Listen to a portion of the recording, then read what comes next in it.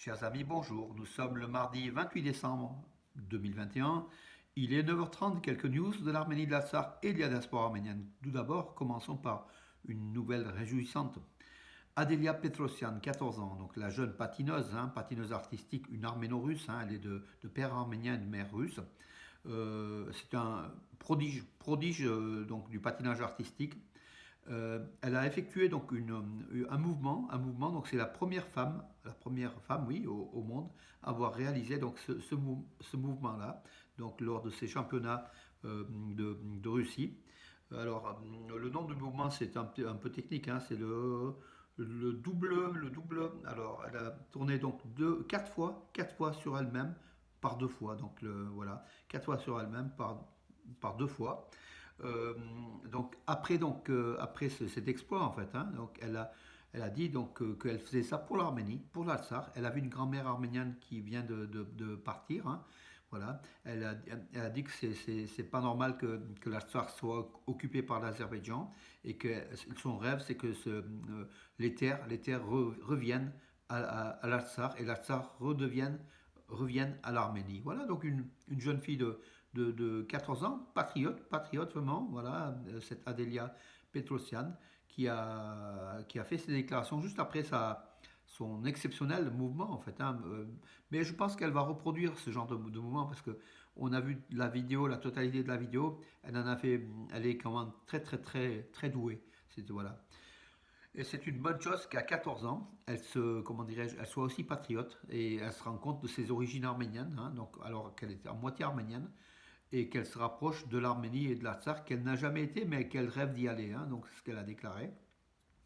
Bravo à elle, bravo à elle, bravo aussi à la 14 ans, donc c'est aussi une autre arménienne, Malena, donc qui a gagné l'Eurovision Junior 2021, qui a fait venir en Arménie pour 2022 l'Eurovision Junior. D'ailleurs, l'Eurovision Junior affiche en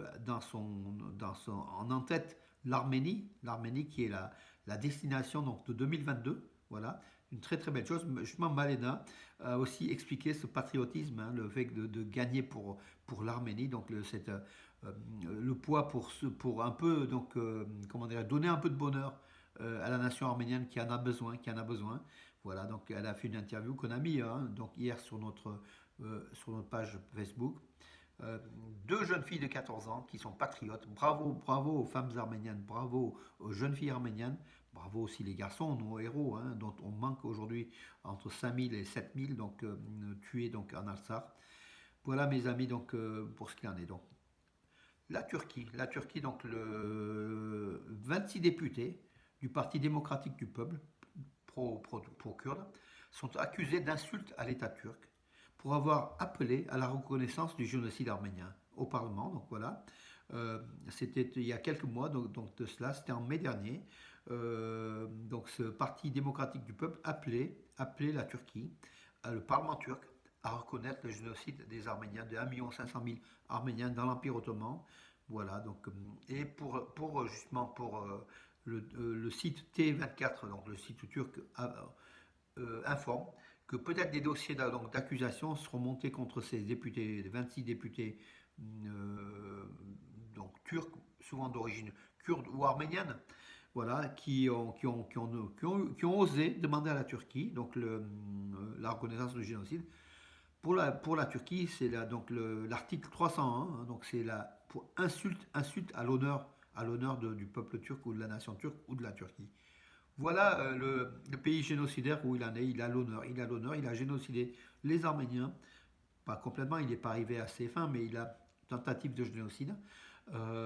Mais donc c'est un pays qui a l'honneur, qui parle de l'honneur. Voilà, donc où est comment dirais-je, cette fourberie, cette politique vraiment négationniste de la Turquie.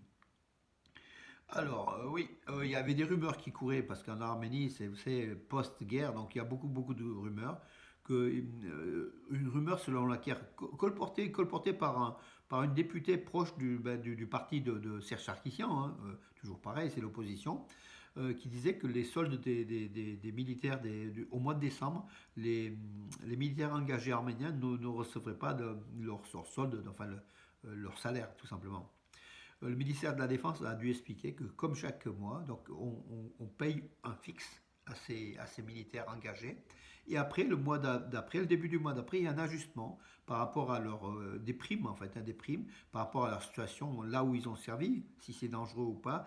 Euh, Beaucoup de paramètres qui entrent en ligne de compte pour faire le calcul de ces soldes. Voilà, donc cette information était une fausse information colportée par une députée, donc proche de Serge Sarkissian. Le ministère de la Défense a donné des explications. Le catholicos arabe premier de la grande maison de Cilicie, hein, c'est l'autre catholicos qui est au Liban, Antelias, a appelé le peuple arménien à l'union sacrée autour des valeurs suprêmes pour la nation, justement. euh, le catholicos donc appelle en 2022 cette union des Arméniens parce qu'il a vu effectivement que encore une fois, suite à la guerre, suite à l'arrivée de Pachinian, au déboire politique de ses opposants, hein, qui ont souvent ruiné l'Arménie, hein, Kocharian et Sarkissian, Shmaram Ier appelle à l'union de ces Arméniens, des Arméniens de la planète, autour de l'Arménie et des valeurs suprêmes de la nation arménienne. Il a peut-être pensé aussi au titillement entre Stepanakert et Yerevan. On a vu la déclaration d'Araïk Harutyunyan, le président de la République de l'Artsar, qui reprochait à Pachinian de parler au nom du peuple de l'Artsar alors qu'il n'était pas habilité à parler au nom du peuple de l'Artsar. Le peuple de l'Artsar qui ne veut qu'une chose, c'est l'indépendance, donc en tant que peuple, l'indépendance de l'Azerbaïdjan. Donc Araïk Harutyunyan a été très comment dire, précis dans ses propos, une armée forte, impossible le retour dans le rang de l'Azerbaïdjan. Et c'est une nation indépendante qui a voté son indépendance. Voilà donc les valeurs que nous devons toujours défendre et ne pas, comment dire, négocier. Peut-être c'est ce que fait actuellement donc Pachinian. Avec des peut-être on peut aller très loin, mais en tout cas, il semble qu'effectivement la position de la République de l'Artsakh se fragilise chaque jour davantage, à chaque fois qu'il y a des négociations arméno-turques, arméno-azéries et russes. Hein, voilà. Alors, Ceyhun Bayramov, donc le ministre des Affaires étrangères d'Azerbaïdjan, a présenté la vision de l'Azerbaïdjan au processus de démarcation des frontières arméno-azéries.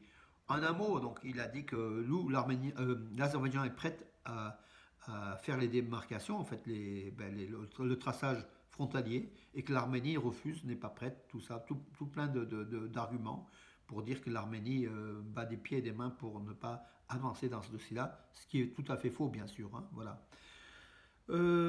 Écoutez, voilà mes amis, oui, donc au Real, donc le joueur arménien donc du Dynamo de Moscou, hein, donc Arsène Zakharian, de plus en plus on en parle.